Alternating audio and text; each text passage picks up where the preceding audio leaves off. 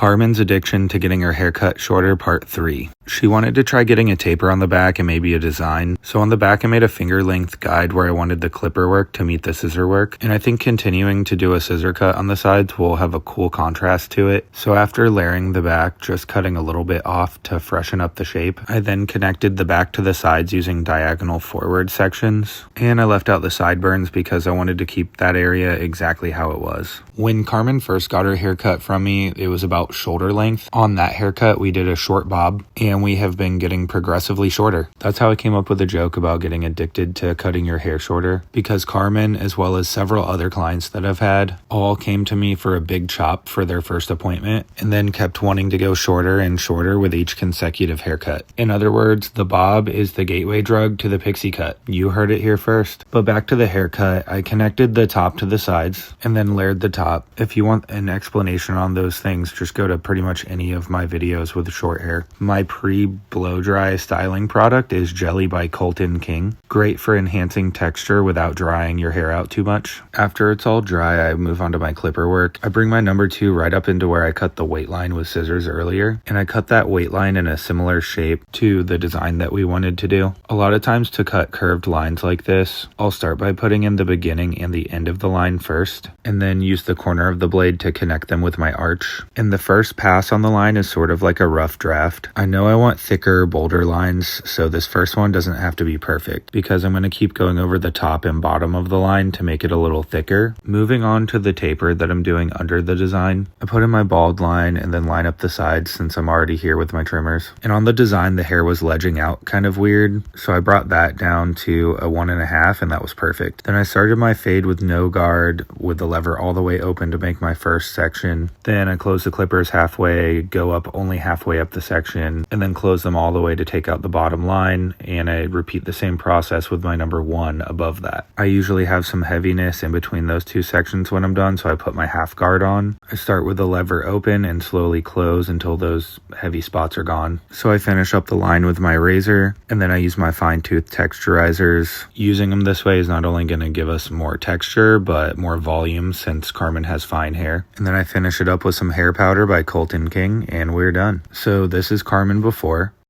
and after. Let me know what you think about this style in the comments. Should we keep cutting Carmen's hair even shorter? If you want to check out the scissors I was using, I'll put that on the screen now. Thank you to everyone who watches these videos all the way through. It's been starting to make a real difference for my family and I, so I really appreciate it and I'm grateful. I hope you all have a wonderful week, and I will get out of your hair now.